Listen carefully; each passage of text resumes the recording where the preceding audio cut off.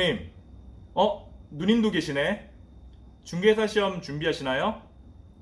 그럼 기출문제집 사셨죠? 네? 뭐라고요? 기본서를 사셨다고요? 오 마이 갓. 기본서는 보는 거 아니에요. 그거 엄청나게 두꺼운 책인 거 아시죠? 그건 서점에 가도 책장에 이렇게 그냥 잘 진열되어 있듯이 집 서재에 장식용으로 사용하는 거지 안에 있는 글자를 보는 용이 아니에요. 적어도 최소한의 노력으로 가장 단기간에 중개사 시험 패스를 목적으로 한다는 말이죠. 저는 2021년 올해 32회 중개사 시험에서 최종 합격했는데요. 저는 기본서라는 책에 정말 제 지문을 묻혀본 적이 없어요. 안녕하세요. 부자공식 작심삼일 무한반복하는 장무입니다. 반갑습니다, 여러분. 오늘은 제가 여러분들께 제 블로그에 많은 분들께서 댓글로 질문 주신 공인중개사 시험 준비를 효율적으로 하는 방법을 알려드리려고 합니다. 제가 말씀드리려는 방법은 전업 수험생들보다는 제가 그랬던 것처럼 하루에 확보할 수 있는 절대적인 공부 시간이 부족한 직장인 수험생분들, 그리고 육아 및 살림과 공부를 병행하시는 주부분들에게 많은 도움이 될 거라고 생각을 합니다. 그럼 본격적인 공부법 설명에 앞서 우선 중개사 시험에 대해 알아야겠죠?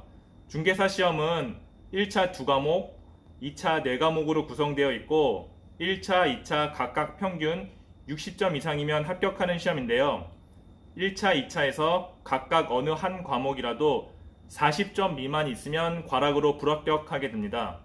그리고 이건 당연한 말이지만 동차 시험에서 2차는 합격점을 넘었지만 1차가 불합격이라면 그 2차도 당연히 소용이 없어지게 됩니다. 그런데 만약 1차 합격, 2차 불합격이라면 바로 다음 해에 한해서 1차는 면제가 되어 2차 시험만 합격하면 최종 합격을 하게 되는 거죠. 제가 바로 이런 케이스였습니다. 자, 그럼 본격적으로 시험 준비로 들어가 보겠습니다. 우선 제일 선행되어야 할 것이 바로 중개사 시험을 위한 마인드 장착입니다. 마인드 장착이란 시험을 대하는 자세를 말하는데요. 이 시험은 100% 객관식 시험이고 절대평가 시험입니다. 즉, 내가 시험에서 몇 등 했는지와는 전혀 상관없고 그냥 과락 없이 합격 점수인 평균 60점만 넘으면 누구나 합격하는 시험이에요. 그래서 90점 같은 고득점을 목표로 하는 것이 아닌 60점만 맞으면 된다는 편한 생각으로 접근을 하시면 됩니다. 쉽게 말해서 10문제가 나온다고 하면 절반보다 하나 많은 6개만 맞으면 되는 거예요. 역으로 생각하면 4개는 버리는 시험입니다. 그런데 이 시험은 과목별 40문제가 출제되니까 여러분들이 생각하시기에 이상한 문제 16문제를 내치는 시험이라고 생각을 하시면 됩니다. 이렇게 접근하면 마음이 좀 가벼워지지 않으신가요?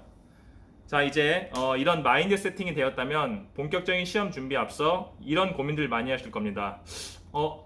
생각보다 어려운 것 같은데 일단 안전빵으로 1차만 하고 내년에 2차를 할까? 이런 생각들 많이 하시죠?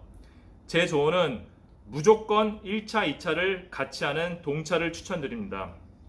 설사 첫 시험 보는 해에 1차만 합격한다 하더라도 다음 해에 2차를 보는 데 있어서 지난 해에 2차를 조금이라도 건드려 봤던 거와 아예 하지 않아 처음 공부하는 것과는 천지 차이입니다. 제 블로그에서 보신 분들은 아시겠지만 저는 초시 때 3개월 남짓 남겨놓고 회사와 병행하며 동차 합격을 목표로 시험 공부를 시작했고 결과는 1차 합격, 2차는 2문제 차이로 불합격했죠. 하지만 저는 다음에 무조건 된다는 자신감이 있었어요. 제가 첫 해의 시험을 통해 어디에서 부족한지를 알았기에 그 부분만 조금 더 집중적으로 보완한다면 충분히 평균 60점을 넘길 수 있을 거라 생각했습니다. 여러분들도 첫 해 동차 합격이 안 됐다 하더라도 한번 공부해봤던 경험을 토대로 처음 2차 공부하는 분들과는 확연히 다른 자신감을 가질 수 있고 본인의 약점을 알기에 그 부분을 집중 공략한다면 분명 다음에 수월하게 2차 합격을 하실 수 있을 겁니다. 그럼 또 이제 이런 질문 하실 거예요. 장문님, 지금 제가 1차 점수도 제대로 안 나오는데 2차를 병행하는 게 맞을까요? 여기에 대한 답을 드리자면 이건 시기에 따라 답변이 달라질 텐데요. 제 개인적인 생각으로는 적어도 시험 한 달 전까지는 2차를 같이 갖고 가시고 9월 말 정도까지도 1차조차 자신이 없다면 그때 2차를 버리고 1차에 집중하세요.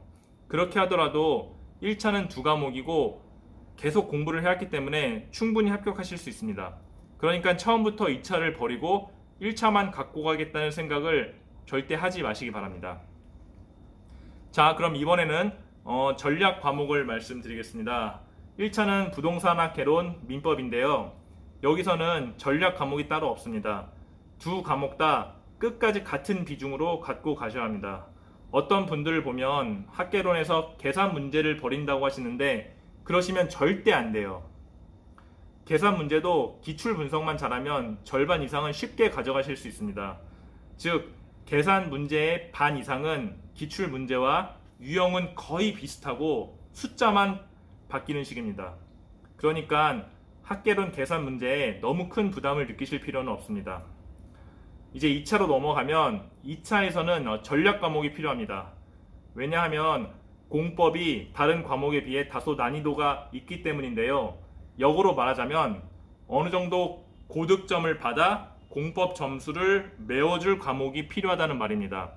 그 과목이 바로 중개사법인데요. 중개사법은 공법에 비해 비교적 범위도 좁고 반복을 통하면 충분히 최소 70점 이상은 맞을 수 있는 과목입니다. 그러므로 2차에서는 이 중개사법을 전략 과목으로 가져가야 한다는 점을 기억해 주세요. 자, 이제 전략 과목까지 알았으면 공부 전략을 세워야겠죠? 우리는 전업 수험생 분들과는 달리 하루에 공부할 시간이 충분하지 않습니다. 제가 여기서 구체적인 시간으로 표현하지 않은 이유는 같은 직장인이나 주부일지라도 하루에 확보할 수 있는 공부 시간이 다 다르기 때문에 충분하지 않다는 표현을 썼는데요. 시간이 충분하지 않기에 일단 초두에서 말씀드렸다시피 그 두꺼운 기본서는 아예 쳐다도 보지 마세요. 그냥 드리는 말씀이 아니라 정말 저는 제 지문을 기본서라는 책에 묻혀본 적이 없습니다. 저는 오직 기출문제와 요약서 정도? 근데 사실 요약서를 사긴 했지만 요약서도 회독은커녕 거의 보지 않았어요. 여기서 제가 질문 하나 드리겠습니다. 여러분, 성공한 사람들 혹은 자수성가한 사람들의 책을 보시나요? 저는 이제 그런 책을 정말 좋아하고 그분들의 생각이나 습관을 그대로 따라하려고 하고 있는데요. 왜 그럴까요? 그분들은 제가 가고자 하는 길을 먼저 갔고 결과 또한 좋았습니다. 그래서 저는 시행착오를 최대한 하지 않고 제가 원하는 목표에 도달하기 위해 그분들의 발자국을 쫓아가고 있는 거죠. 그럼 시험에서 그분들의 발자국에 해당하는 것이 무엇일까요? 그렇죠. 바로 기출 문제입니다. 이게 절대평가 객관식 시험의 핵심이에요. 이제 끝났어요. 기출 문제집을 구매하시고 문제와 해설을 외울 정도로 반복하세요. 어렵다고요? 아까 앞에서 말한 그 두꺼운 장식용 기본서보다는 날걸요? 기출문제집을 공부하는 방법을 알려드릴게요. 일단 처음 1회독을 할 때는 문제와 답안지를 옆에 같이 펴놓고 이런 문제에는 이게 답이구나 라고 그냥 편안하게 읽고 넘어가세요. 어차피 이해가 될 수 없어요. 저도 당연히 그랬고요. 예를 들어 32회 부동산학 개론을 본다고 가정하면 1번부터 40번까지 차례대로 문제와 보기를 읽은 다음 답안지를 통해 정답을 확인하세요. 이렇게 40번까지 완료했다면 이제 2회독부터는 답안지를 바로 기본서로 사용하는 거예요. 답안지를 보면 1번 문제에 대한 답이 왜 3번인지 혹은 2번 문제에 대한 답이 왜 4번인지 해설이 나와 있죠. 그럼 그걸 통해서 공부하는 게 핵심이에요. 예를 들어 볼게요. 문제 1번.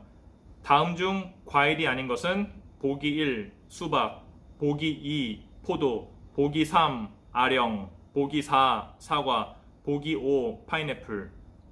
이제 해설을 통해 답을 확인해 보면 정답은 3번 아령이라고 나와 있고 부연 설명에는 아령은 과일이 아니고 운동기구다. 이렇게 해설이 나와 있을 거란 말이에요.